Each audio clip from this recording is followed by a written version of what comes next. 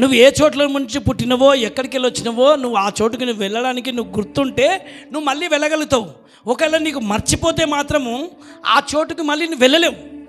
అందుకే నువ్వు ఎక్కడి నుంచి పుట్టినవు అనే సంగతిని మాత్రం మర్చిపోకుండా నిత్యము జ్ఞాపకంగా ఉండడానికి యేసు ప్రభు వారు భూమి మీదకి వచ్చి నేను తండ్రి దగ్గరికి పోతున్నా అని అన్నాడు. మనం ఎవరైనా చెప్పగలుగుతాం మాట్లాడంటే ఎక్కడికి పోతున్నాము? మనము ఎక్కడికి వెళ్ళాలి? మన పురం ఇది కాదు, మన ప్రాంతం ఇది కాదు, మన నగరం ఇది కాదు, మన ఊరు కాదు, మన పల్లె కాదు, మన పట్టణం కాదు. ఆమెన్. మనం ఉండే చోటు, మనం వెళ్ళే చోటు స్తోత్రం కలుగును గాక. అందరూ వాక్యం ఇంకొకసారి చదవండి చెప్పి.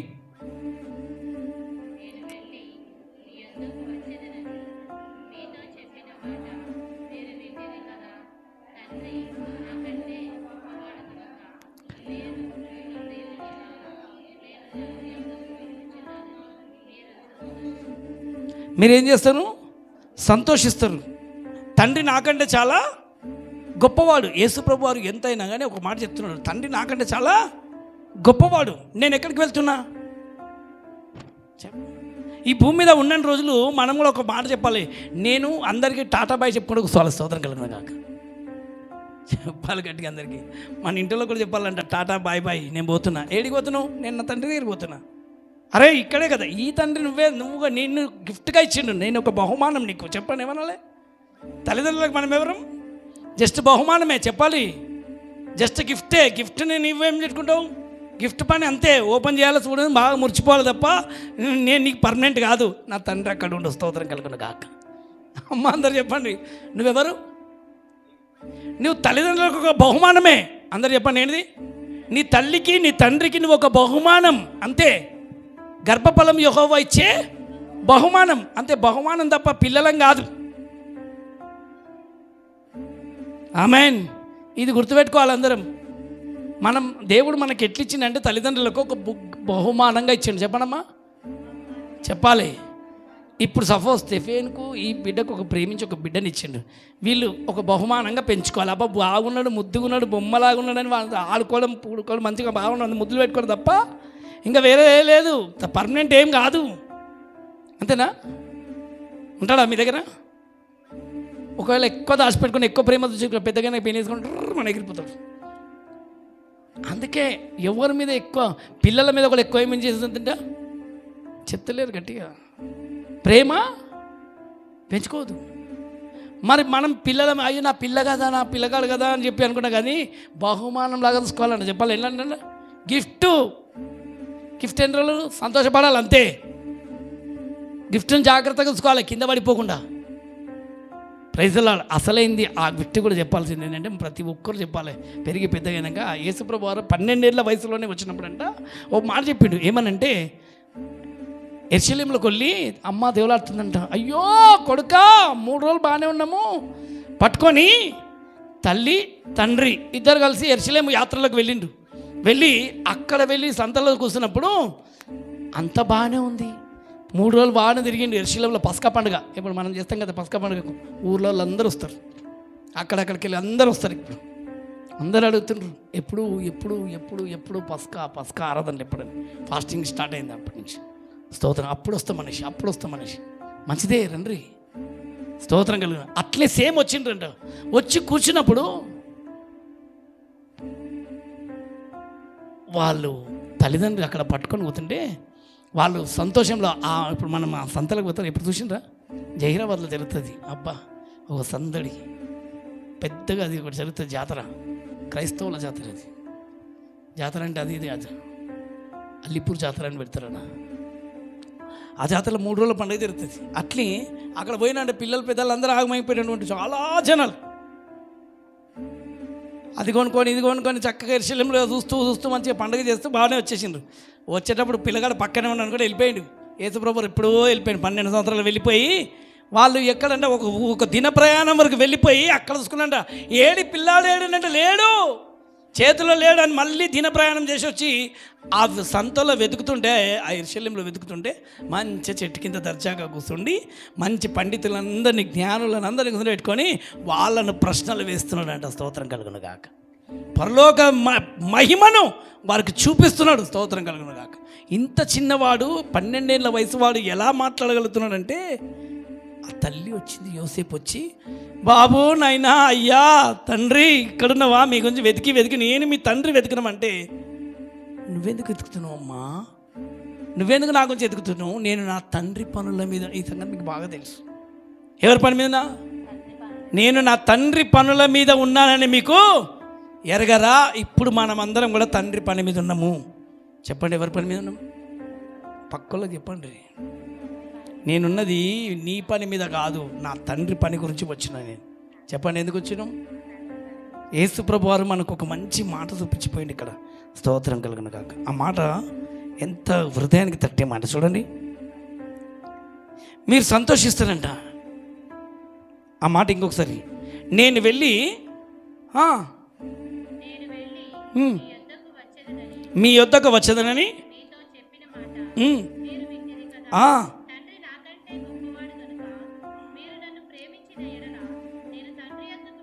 నేను ఎక్కడ పోతున్నాను? మీరు చాలా సంతోషిస్తారు. ఆ 9వ అధ్యాయము, ఆ 9వ వచనం కూడా చూడమ్మా. అందులోనే 9వ వచనం.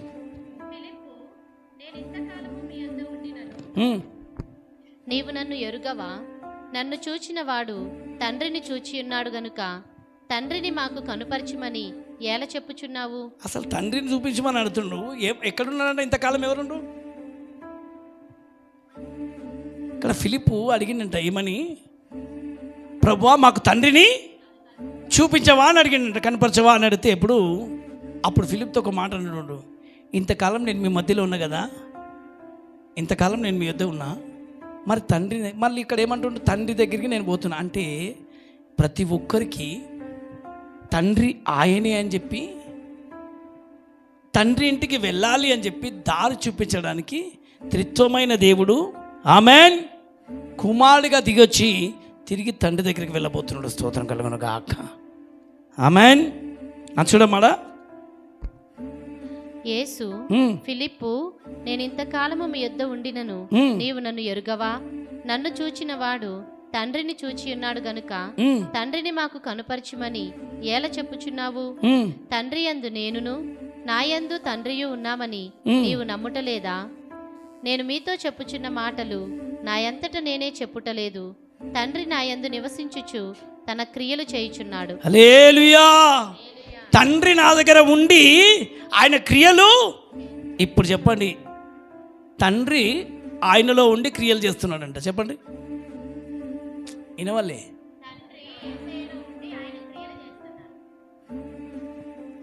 అందుకే ఎవరికైనా చిక్కిండా చెప్పాలి. యేసుప్రభు ఎవరికైనా చిక్కిండా? సొంత తల్లిదండ్రికి చిక్కలే. చిక్కిండా? సొంత తల్లిదండ్రులకే. ఆమె కన్న తల్లి అనండి, ఆమెకి నువ్వెవరు నాకు తెలియదు అనే విషయం. ఎవరి క్రియలు చేస్తున్నాడు? తండ్రి క్రియలంట. స్తోత్రం కలుగును గాక. ఇప్పుడు యేసు ప్రభులో తండ్రి ఉన్నాడు. చెప్పండి, మరి నీలో ఎవరున్నారు?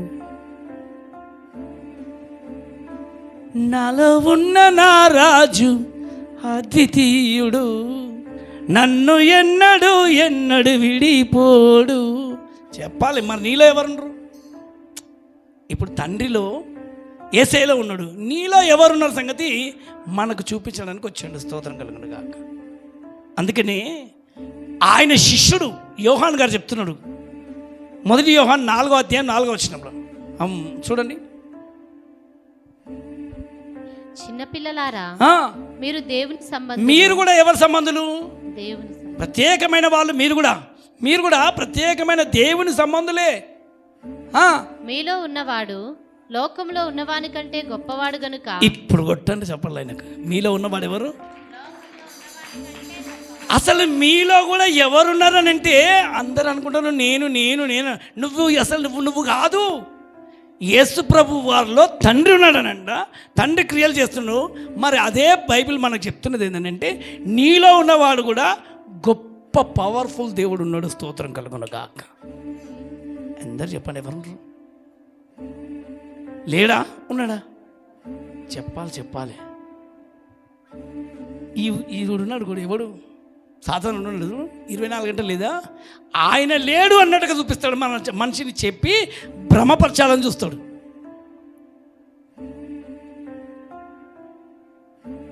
యేసు ప్రభు వారు తండ్రి అనే దేవుడు, కానీ యేసయ్యలో తండ్రి ఉండి ఆయన క్రియలు చేయడానికి వచ్చిండు. ఆమేన్. ఇప్పుడు నీలో కూడా ఎవరున్నారు? అమ్మ కొంచెం గట్టి చెప్పాలి ఈరోజు. నీలో ఎవరున్నారు? కొంచెం గట్టి చెప్పండి. నాలో కూడా ఏం తక్కువ, నేనేం తక్కువనా? చెప్పండి ఒకసారి చెప్పాలి. నీలో ముగ్గురుండ్రు, చెప్పండి. యేసు ప్రభు వారిలో తండ్రి ఉన్నాడు, అందుకే తండ్రి క్రియలు చేస్తున్నాడు. నీలో మాత్రము ప్రత్యేకంగా నీకు ఇప్పుడు నీ దగ్గర ఒక్కొక్కళ్ళ దగ్గర 4 క్రియలు చూపించగలుగుతాను. ఎన్నని గట్టిగా చెప్పండి. నీ దగ్గర ఎవరెవరుండ్రు? నీ దగ్గర ఎవరెవరుండ్రు అని అంటే, ద్రాక్షావల్లిని నేను, తీగలు మీరు అన్నాడు. చెప్పండి, తీగలు. ఇప్పుడు మన తండ్రి అయిన దేవుడు యేసు ప్రభు వారు రాకముందుకే ద్రాక్ష తీగతో పోల్చిండు. ఆమేన్. దేంతో? ద్రాక్ష తీగతోటి మనల్ని పోల్చిండు. పోల్చి అక్కడ ద్రాక్షారసం అనగా ఎవరనంటే తండ్రి. ఆమేన్.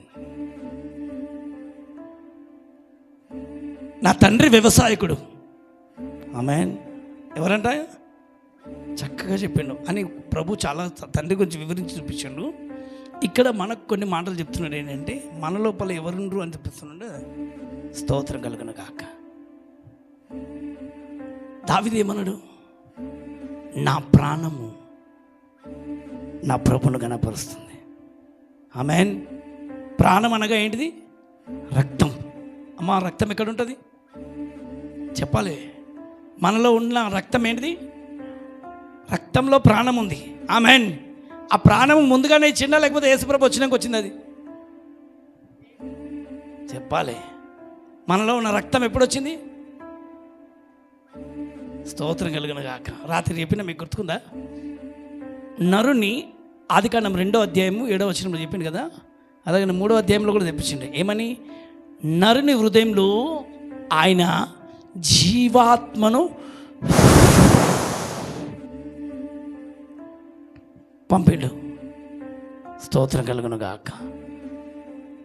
చూడండి ఇక్కడ, దేవుడైన యెహోవా నేలమట్టితో నరుని నిర్మించి వాని నాసికారంధ్రములలో జీవవాయువును ఊదగా. ఎవరి జీవాయువు అది? ఎవరిది?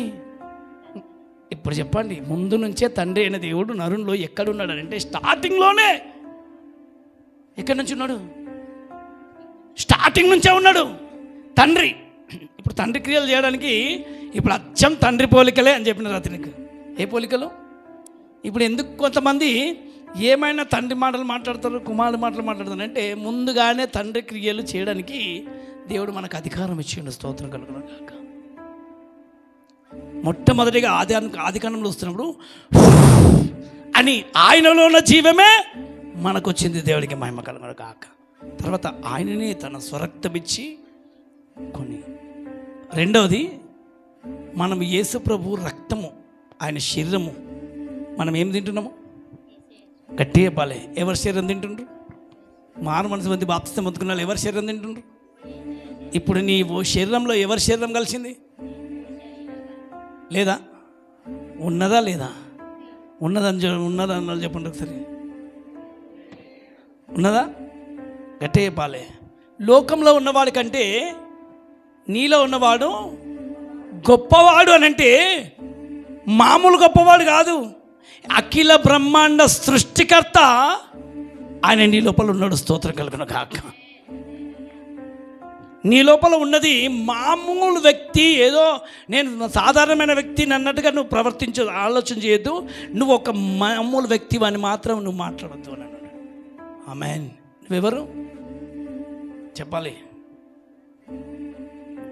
ప్రత్యేకమైన వ్యక్తిని నేను. చెప్పండి ఇట్లా అయిన వాళ్ళే నాకు చెప్పాలి. ఎవరికి పుట్టించకుండా నన్నే భూమి మీద నన్ను ఎందుకు పుట్టించిందంటే, ఇప్పుడు నేను కుక్కలాగానో నక్కలాగానో ఏలాగానో పుట్టించవచ్చు. కానీ నేను నరునిలాగా నిన్ను పుట్టించినంటే, తన పోలికలతో పుట్టించినంటే నువ్వు మామూలు వ్యక్తివి కాదు. స్తోత్రం కలుగును గాక. ఆమేన్. మనం ఏ రూపంలోకి వచ్చినాం? అచ్చం ఆయన పోలికలే. ఎవరి పోలికలు? పక్కలో చెప్పండి, నేను అచ్చం నా తండ్రి పోలికనే. వినవర్తలేదు. నేను అచ్చము నా తండ్రి పోలికలే. ఎవరి పోలికలు? ఆయన గుణమే నా లోపల ఉంది, ఆయన పోలికలే నా లోపల ఉన్నాయి, ఆయననే నా లోపల ఉన్నాడు అన్నట్టుగా నిత్యమును ఎప్పుడైతే ఆయన గురించి మాట్లాడుతున్నప్పుడే స్తోత్రం కలుగును గాక. ఆమేన్. చూడండి అక్కడ యెషయా గ్రంథం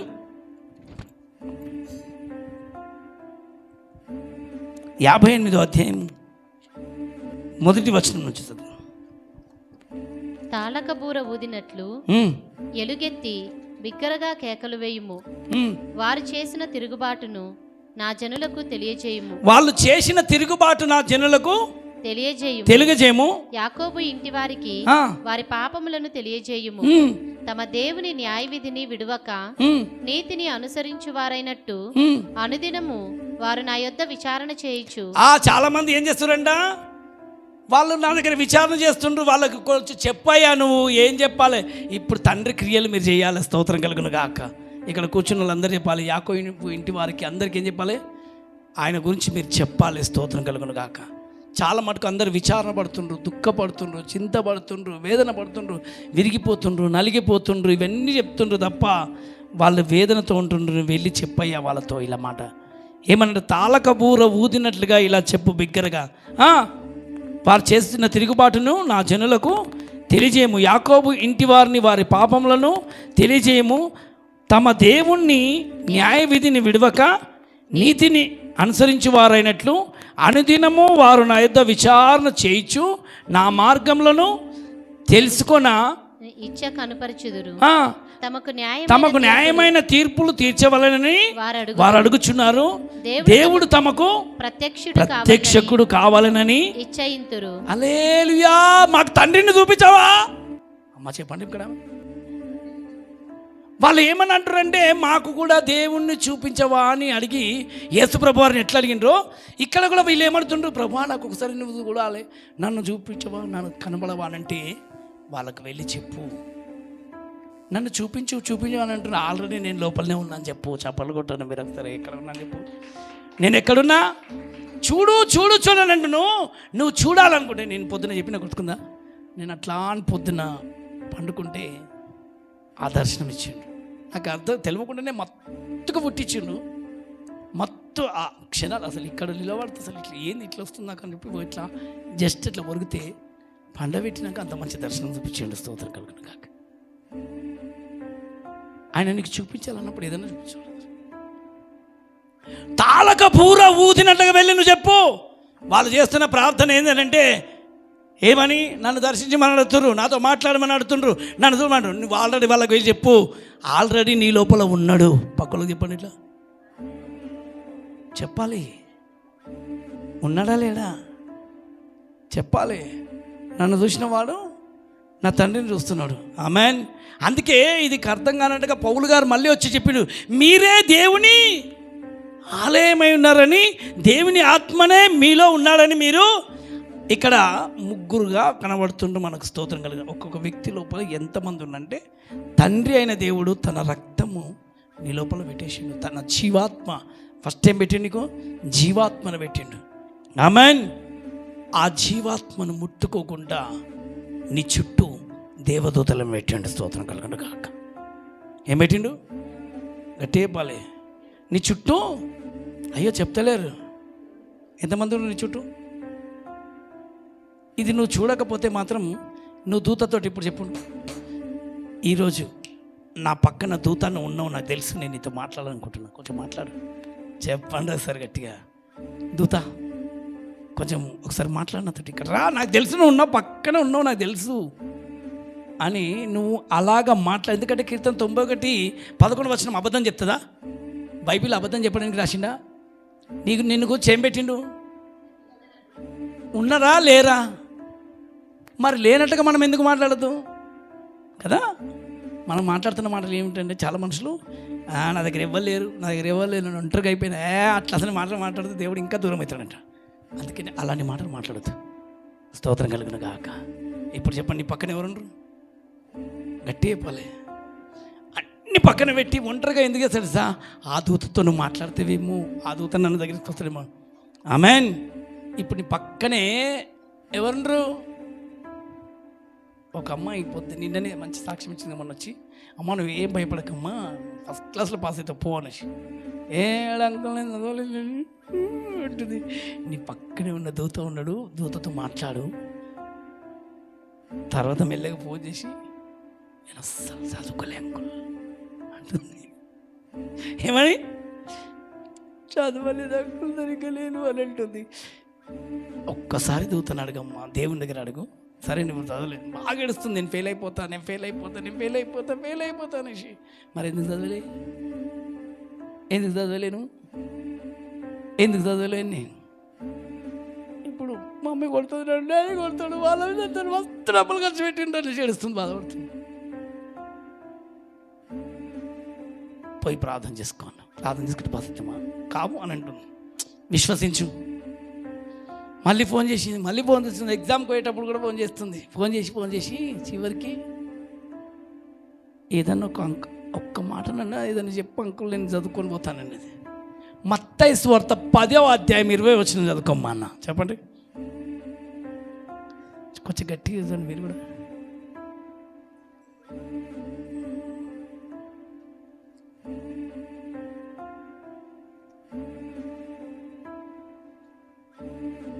కొంచెం గట్టిగా చదవండి.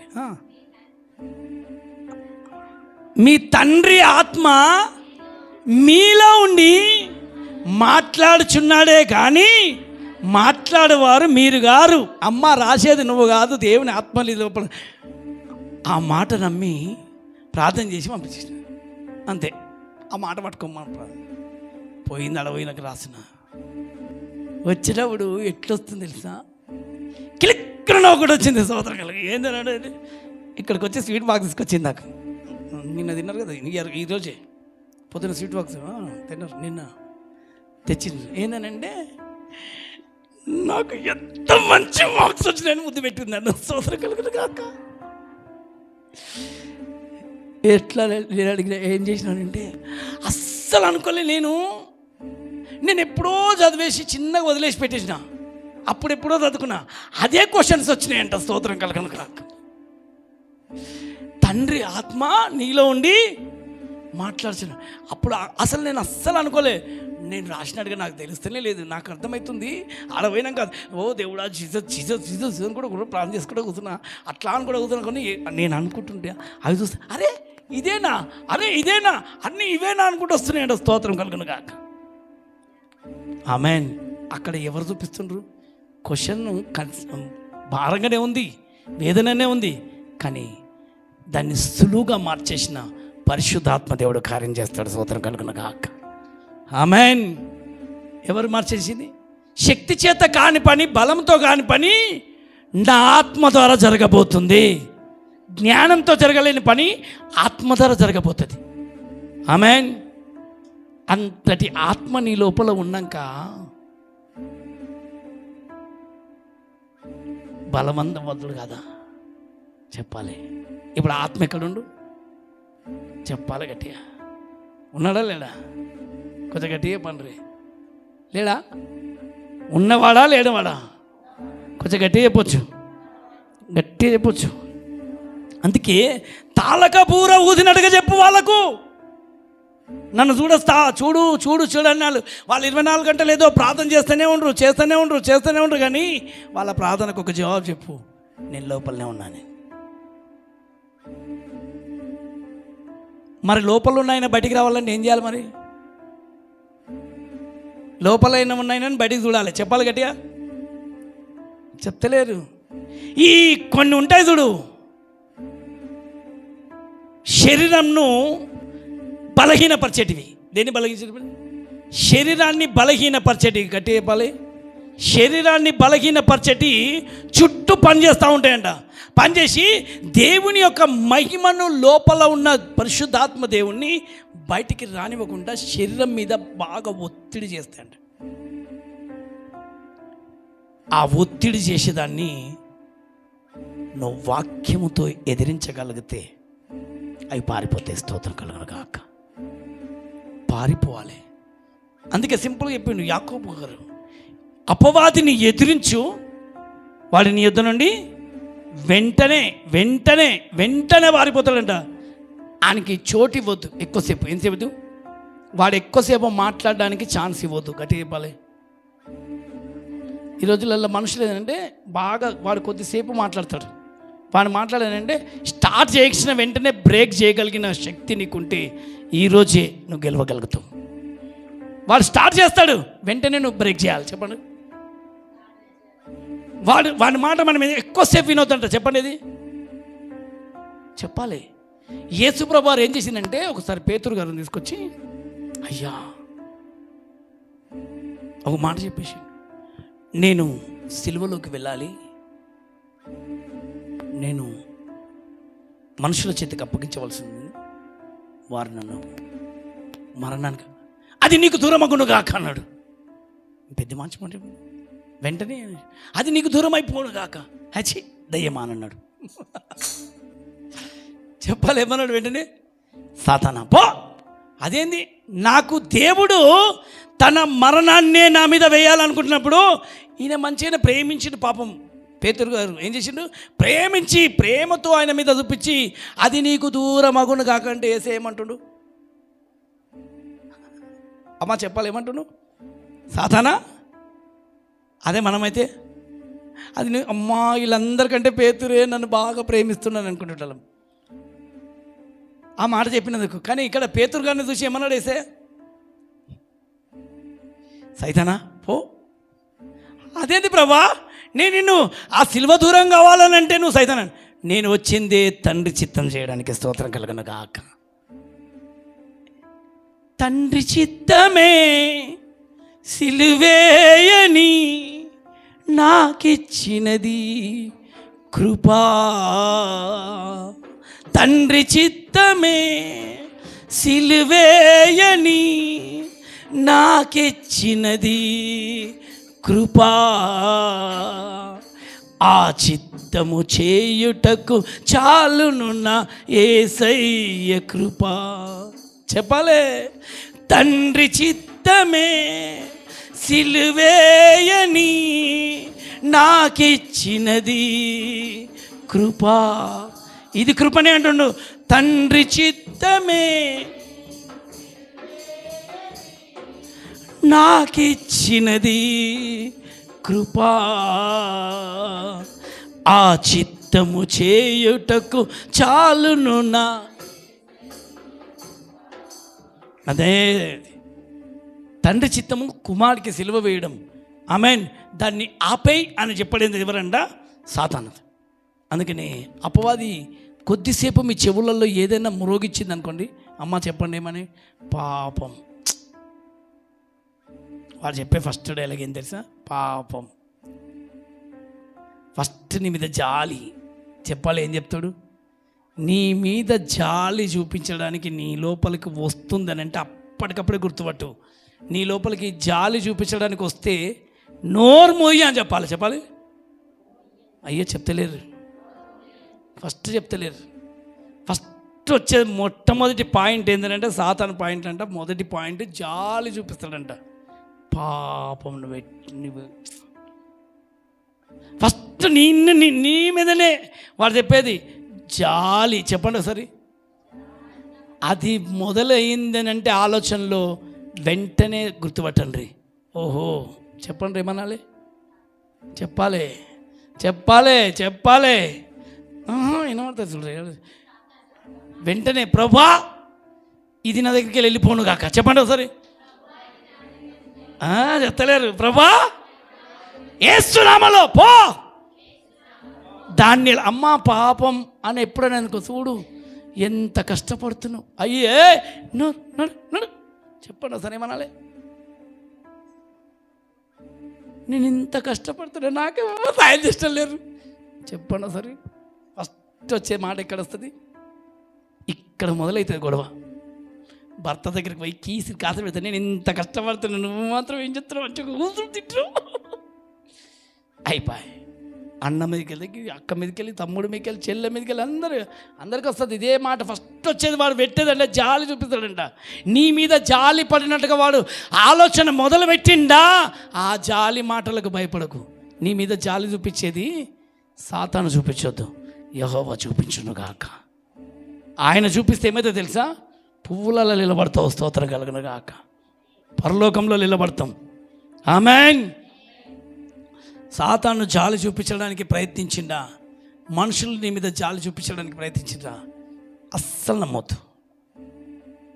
చెప్పండి అయ్యే, చెప్పండి. వచ్చింది అని వచ్చింది కష్టపడడానికి. చెప్పండి ఎందుకు వచ్చినాం? అయ్యో చెప్పాలి ఫస్ట్. నేను వచ్చిందే అమ్మ చెప్పండి. కష్టాన్ని దాచిపెట్టుకునేవాడు కాదు, కష్టపడడానికే వచ్చినాం మనం. చెప్పండి ఎందుకు వచ్చినాం? చెప్పాలి గట్టిగా. ఏడవకపోతే మరి కొట్టేడిపిస్తారు డాక్టర్లు చిన్నప్పుడే. పుట్టంగానే ఏడవకపోతే మరి ఏం చేస్తారు? ఈ పిల్ల ఏడుస్తలేదు, ఈ పిల్లగాడు ఏడుస్తలేదు, పట్ట కొడతారు. కొట్టి ఏడిపించినాకనే ఏడుస్తుంది, బతికుంది అని అంటారు. ఆ ఏడుపు ఎప్పగలుగుతుంది? ఊయల ఊగితే జోల పాటరా, ఊయలాగితే ఏడుపు పాటరా, ఊపిరి ఆగితే ఊగిసలాటరా, ఊపిరి ఆగితే సమాధి తోటరా. ఏ క్షణమో ఈ క్షణమే. ఆమేన్. ఏం పెట్టుకోవద్దు మనం? గట్టే చెప్పాలి. నీ మీద నీకు జాలి కూడా రావద్దు. ఇది ఒక్కటి మాత్రం చేయించాలి. గట్టి చెప్పాలి. ఎంతమందికి వస్తుంది? చూడు నా కడుపు ఎట్లా అయిపోయింది, ఆకలికి ఎట్లా అయిపోయింది నా కడుపు. చూడు ఏమైపోయింది, ఫాస్టింగ్ ఉండి ఉండి నీ కడుపెట్లే, నా కడుపెట్ల అయిపోయింది. అమ్మా లోపల గర్రంటున్నాయి, చూడు ఎట్లా అయిపోయింది. నీ మీద కూడా, నీ శరీరం మీద నువ్వు జాలిపడేది. ఆల్రెడీ ఆత్మ పవర్ఫుల్ లోపల, స్తోత్రం కలిగి అక్క. లోపల ఆత్మ ఏముండు, పవర్ఫుల్ దేవుడు లోపల ఉన్నాడు. లేడా? చెప్పాలి. లోకంలో ఉన్నవాడు కంటే నీలో ఉన్నవాడు. అందుకే శరీరం ఏమైంది? రాత్రి చూపించిన శరీరం ఏంటంట చెప్పాలి. శరీరం ఎక్కడ కలుస్తుంది? మట్టిలో కలిసిపోతుంది. ఆత్మ దాన్ని దయచేసిన దేవుడి దగ్గర. అందుకే ఆత్మ ఎప్పుడు సిద్ధంగా ఉండును గాక శరీరాన్ని ఎదిరించడానికి. చెప్పడానికి చెప్తలేదు. ఆత్మ ఎప్పటికీ సిద్ధంగా ఉండాలి. శరీరాన్ని ఎదిరించడానికి ఆత్మ సిద్ధంగా ఉంటే ముందు గెలవవలసింది ఏంటంటే శరీరం మీద, తర్వాత సాతాను ఏంటంటే ఫస్ట్ శరీరంతోనే మొదలు పెడతాడంట. ఆమేన్. ఈ ఫాస్టింగ్ పీరియడ్లో చాలా చక్కగా చూపించాడు. శరీరం మీద గెలుపు పొందాలి, గెలుపు పొందాలి. హల్లెలూయా. ఎంతమంది రెడీ ఉండరు? దేని మీద? గట్టే పాలే, గట్టే పాలే. శరీరానికి ఏముంటుంది? అయ్యా కళ్ళ మీద, కళ్ళని ఉంటుంది. కన్ను చూసిన చోటుకెళ్ళా పరిగెత్తకు, మనస్సు పరిగెత్తిన చోటుకెళ్ళా ఆశించకు. ఆమేన్. చెవులు విన్నదాన్ని హల్లెలూయా. ముక్కు వాసన వచ్చింది, ఇంకా ఏదో ఉంటాయి శరీరంలో. అందుకని దాని మీద గెలువు గెలువు గెలువు గెలువు అని అంటాడు. స్తోత్రం కలుగును గాక. ఆమేన్. అయితే మీరు శరీరంతో చేయవలసిన పని ఒకటే. 58 ఈ ఉపవాస ప్రార్థనలో ఎంతమంది ఇష్టపడుతున్నారు గెలవాలని? గట్టి చెప్పాలి. గెలవాలని ఎంతమంది ఇష్టపడుతున్నారు? మీరు పోరాడుతున్నది మనుషులతో కాదు, వాయుమండలంలోని దురాత్మతో, శరీర సంబంధమైన దురాత్మ క్రియలతో మనం పోరాడుతున్నాం. ఆమేన్. మనం మనుషులతో మాత్రం అనుకోవద్దు. చెప్పండి దేంతో? మనుషులతో కాదు మనం పోరాడుతుంది. అయితే ఈ పోరాటంలో గెలుపు ఎలా వస్తుంది, ఈ ఉపవాస ప్రార్థనలో మీరు ఎలా గెలుపు పొందాలి, అసలు ఎందుకు ఈ అనవసరంగా ఈ 7వ నెలలు ఉపవాసం ఏంటిది అందరు చెప్పండి. ఏ నెలల 6వ నెల 7వ నెలలో ఉపవాసం ఎందుకు అని అంటారు. మీకు తెలుసా 7వ నెలలో ఇప్పుడు మనం వస్తున్నది సాధారణంగా కాదు, నిత్యం చెప్తున్నాను వాస్తవంగా. 7వ నెలలో ఇప్పుడు మొదలు కాబోతున్నాయి. ఎక్కడ చూసినా 7 వారాలది, అది కూడా మొదలు పెడతా తెలుసా? ఇది తెలియదా? ఎన్ని వారాలు? 7 వారాలు లెక్క పెట్టి తిరుగుతుంది. అందుకే రానయ్యున్న శోధన కాలంలో నువ్వు జాగ్రత్తగా నిలబడుటకు, హల్లెలూయా, నువ్వు స్థిరంగా నిలబడుటకు, ఆమేన్, అపవాది తంత్రములు ఎదిరించుటకు శక్తి గలవాడవై నిలబడు. స్తోత్రం కలుగును గాక. ఆమేన్. నిలబడాలి, ముందుగానే ఎరిగిన వారై నిలబడాలి. ఇప్పుడు వచ్చేటి అన్నీ ఏంటి తెలుసా? నిలబడతాయి 7 వారాలు 9 వారాలని. ఇప్పుడు మనం చేయాలి 9 దినాలని 7 దినాలని అవి కాదు. అసలైంది ముందుగానే నిన్ను నీవు సిద్ధపరచుకోవాలి. ఆమేన్. ఎరగని వారైని ఉండకుండా జాగ్రత్త గల వారై ఉండాలంటే నీ ఇంటి చుట్టూ నీ చుట్టూ స్తోత్రం కలుగునుగా అక్క కంచె వేస్తూ అక్కడ ఏమంటుంది చూడండి, 58 6వ వచనం నుంచి. దుర్మార్గులు కట్టిన కట్లను విప్పుటయు. పక్కలకు చెప్పండి. ఈ టైంలో అందరూ ఫాస్ట్ ఒక్క పూటనైనా లేదా ప్రార్థన చేసి కూర్చుండి ఏం చేయాలంటే దుర్మార్గులు కట్టిన కట్లు. అమ్మ చెప్పాలి, ఏ కట్లు విప్పాలి? ఆయనకు నచ్చిన పని చేయండి. తండ్రి చిత్తమే నేను చేయడానికి వచ్చినా అని అన్నాడు కదా. తండ్రికి ఇష్టమైన పని ఇదే. అక్కడ 6వ వచనం చదివింది మళ్ళీ. దుర్మార్గులు కట్టిన కట్లను విప్పుటయు, కాడిమాను మోకులు తీయుటయు, బాధింపబడిన వారిని విడిపించుటయు, ప్రతి కాడిని విరగొట్టుటయు నేను ఏర్పరచుకుని ఉపవాసము కదా అని ఎవరు చెప్తుండ్రు? చెప్పాలి. ఇప్పుడు తండ్రి కార్యముల మీద యేసు ప్రభు వచ్చిండు, మనకు ముందుగానే అప్పగించిండ. ఏదనంటే ఈరోజు చిన్న పని నీకు సింపుల్ చెప్పిన, దుర్మార్గులు కట్టిన కట్లు విప్పాలి. ఎంతమంది రెడీ ఉండరు? తండ్రి చేసే పనులు ఇప్పుడు నువ్వు కూడా చేయగలుగుతావు. ఆమె యేసు ప్రభు చేసిన పని నువ్వు కూడా చేయగలుగుతావు. ఆమేన్. అప్పుడు నువ్వు ప్రియమైన బిడ్డగా మారుతావు. దేవునికి స్తోత్రం కలుగును గాక. ప్రియమైన కుమారుగా మారుతావు. ఏంటంటే దుర్మార్గులు ఎవరు? ఈ భూమి మీద దుర్మార్గులు అంటే ఎవరు? చెప్పండి. చేదబడి కట్లను, బాణమతి కట్లను, లేకపోతే పనికిరాని ఏమైనా చేస్తున్నారు వాటిని నజరేయుడైన యేసు వాడు కట్టేసింది కదా, వాడు కట్టేసిందని నువ్వు పేల స్తోత్రం కలుగును గాక. చెప్పాలి గట్టిగా. వాడు నీ నోరు కట్టేసినా, నీ ఉద్యోగాన్ని కట్టేసినా, నీ జీవితంలో నాశనం చేయాలని చెప్పి ఎవరెవరిని ప్రజలను, దేవుని ప్రజలను వాడు ఎక్కడెక్కడ కడుతున్నాడో నువ్వు కూర్చుండి, కొంచెంసేపు కూర్చుండి నజరేయుడైన యేసు నామములో ఎక్కడెక్కడ ఎవరెక్కడ కట్టేసిండో చెప్పండి. ఇట్లా నాలాగా మీరు చెప్పాలమ్మా. ఎక్కడెక్కడ ఏ మూలలో ఎక్కడెవరిని కట్టిండ్రో నీ ప్రజలను చెప్పండి. ఇట్లా కట్టేసిన కట్లు యేసు నామములో విప్పబడును గాక. చెప్పండి కూడా చెప్పండి, విప్పబడును గాక. ఇది నాకు ఇష్టమైన ఉపవాసం అని అంటారు ఆయన. స్తోత్రం కలుగును గాక. దుర్మార్గులు చిన్న చిన్న పిల్లలను బలి చేసుకుంటున్నారు. మరుగుమంది పెట్టి నెత్తి మీద కొట్టి పెట్టి పిల్లలను పాడు చేస్తుండ్రు. అమాయక బిడ్డలను పాడు చేస్తుండ్రు. కాడిమాని మేకులు చెప్పలేనిది, డ్రగ్స్, తాగుడు, సిగరెట్, తంబాకు, మత్తు బానిసలైపోతున్నారు. ఇప్పుడు ఇది కాడి. ఏంటిది కాడి చెప్పండి? ఇట్లా 2 ఏళ్లతో పట్టుకుంటారు. చూసినా మీరు కాడి? ఎప్పుడు చూడలే మీరు? కాడి అంటే సిగరెట్, ఇంకోటి కాడి బాటలు చూడలే.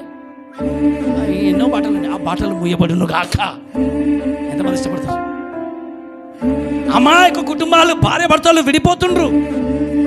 తాగుడు మత్తులు చప్పుల పాలైపోతుండ్రు. మొత్తం ఎక్కడక్కడ కొట్టుకపోయి ఇండ్లు వాకిళ్ళు అమ్ముకుంటున్నారు. తాగుడుకు బానిసైపోయి ఆడవాళ్ళు కూడా తాగుడు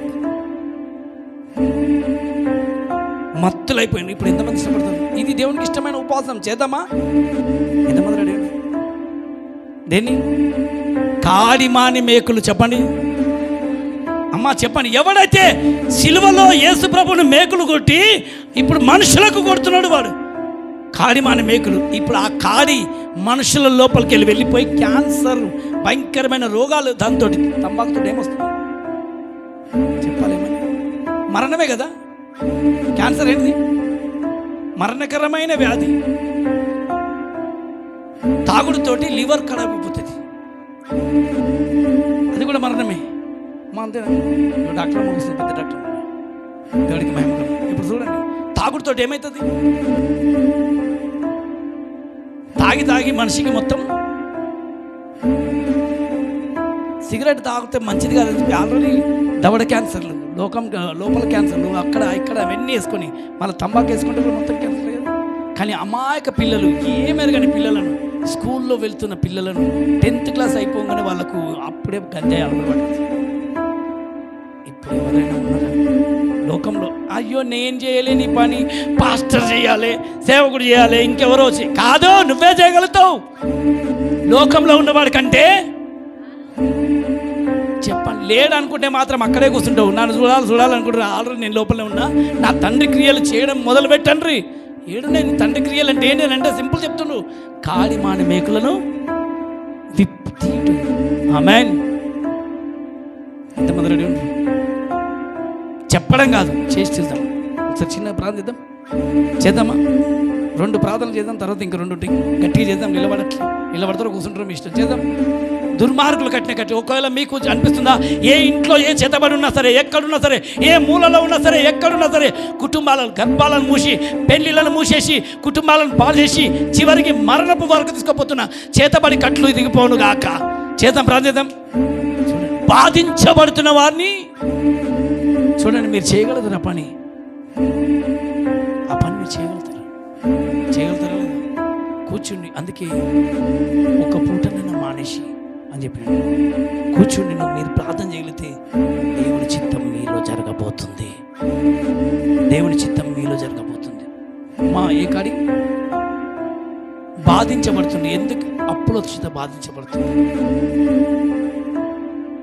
భర్తల చేత బాధించబడుతుంది, భార్యల చేత బాధించబడుతుంది, పక్క వాళ్ళ చేత బాధించబడుతుంది, పోలీస్ వాళ్ళ చేత కొంతమంది బాధపడితే, లాయర్ల చేత బాధించబడుతుంది, డాక్టర్ల చేతిలో బాధించబడి లక్షలు పెట్టలేక కొంతమంది నమ్మకంగా, కొంతమంది అపనమ్మకంగా పనిచేస్తూ ఇళ్ళకి అమ్ముకుంటుంటారు. కొంతమంది అన్ని బాగుంటే ఇంట్లోనే బాధ, పక్క వాళ్ళతోటి బాధ, ఎదురుంగ వాళ్ళతోటి బాధ.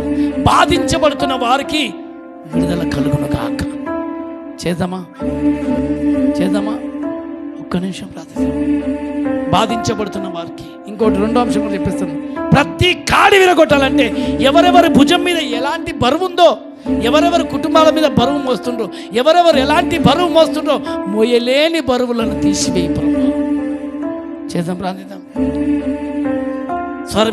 స్వరమెత్తి యేసయ్యా, ఇదే ఆయనకి ఇష్టమైన ఉపవాసం అన్నాడు, ఇదే ఆయనకి ఇష్టమైన ప్రార్థనలు నువ్వు చేయగలుగుతావు. తండ్రి చిత్తము కుమారుడు చేయడానికి పరలోకం నుండి దిగొచ్చిండు. నువ్వు కూడా ఆయన బిడ్డవే. శకరమైన సలహం దేవా, యేసు నామములో బాధించబడుతున్న వారిని, బానిసగా మారిపోయిన వారిని, ఏ పాపానికి బానిసగా మారిపోయి వాళ్ళు బంధించబడుతుండ్రు. ఎంతో మంది బాధించబడుతుండ్రు. అమాయక బిడ్డలు వ్యభిచారంలో పడిపోతుండ్రు బాధించబడి. ఎంతో మంది భర్తల చేత బాధ, ఎంతో మంది భార్యలతో, ఎంతో మంది ఉద్యోగాల్లో బాధించబడుతుండ్రు. ఎక్కడిక్కడ బాధించబడుతుండ్రు. మెంటల్ హాస్పిటల్లో బాధించబడుతుండ్రు. కనికరించు ప్రభు, నీ దయ చూపించు ప్రభు. బాధించబడుతున్న నీ బిడ్డల హృదయాలను నువ్వు చూస్తున్నావు అయ్యా. బానిసత్వంలోకి వెళ్ళిపోయిన ఇజ్రాయేలును తప్పించడానికి మోషను పుట్టించావు. వారి అంగలార్పును విన్నావు తండ్రి. ఇప్పుడు బాధించబడుతున్న వారి అంగలార్పును వినాలి ప్రభా. యేసు నామములో వారు బయటకు వచ్చును గాక. అప్పుల చేత బాధించబడుతున్న వారు బయటకు వచ్చును గాక. విడుదల వచ్చును గాక. రోగాల చేత బాధించబడుతున్న వారిని విడిపించు. చెప్పలేని పరిస్థితులతో బాధించబడుతున్నవారు, గుప్తమైన స్థితిలో బాధించబడుతున్నారు, వారికి విడుదల కలుగును గాక. నేస్తమును చాపండి తండ్రి అని. ఎవరెవరి భుజం మీద మోయలేని బరువులు మోస్తుండ్రు తండ్రి, ప్రతి కాడి, దాసత్వం అనే కాడి వెళ్ళిపోయి ప్రతి ఒక్కరి మీద దావీదు కాడి నిల్చునుగాక, దావీదు కాడి నిల్చునుగాక. వృద్ధులు ప్రభా, అయ్యా పిల్లలు వదిలేసి వృద్ధాశ్రమంలో ఉంటుండ్రు, హృదయాలు బాధించబడుతున్నాయి ప్రభా, నెమ్మది పొందునుగాక. తల్లిదండ్రులు పిల్లలను వదిలేసి అనాథలుగా మారుంటారు, వారికి విడుదల వచ్చునుగాక. రోడ్ల మీద ఉండి కుమిలిపోతున్న నీ బిడ్డలకు విడిపించు. ప్రతి కాడి తీసివేయి ప్రభు. మనుషులందరి కొరకు ప్రార్థించమన్నావు తండ్రి. వందనాలు యేసయ్యా. అందరి కొరకు నువ్వు ప్రాణం మీద వేలాడ్డావు ప్రభా. మాకైతే ప్రార్థన చేయమని చెప్పావు, నువ్వైతే ప్రాణమే ఇచ్చేసావయ్యా. నువ్వు ప్రాణమే ఇచ్చేసావు తండ్రి.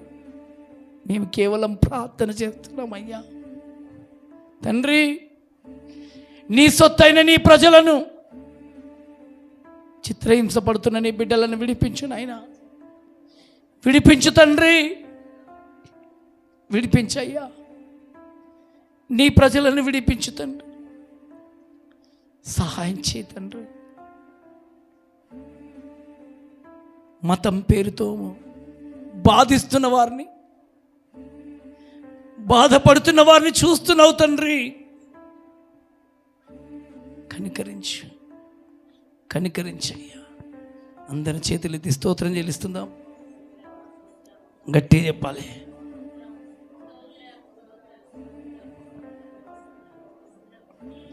ఆమేన్. ఎంతమంది ఇష్టపడుతున్నారు?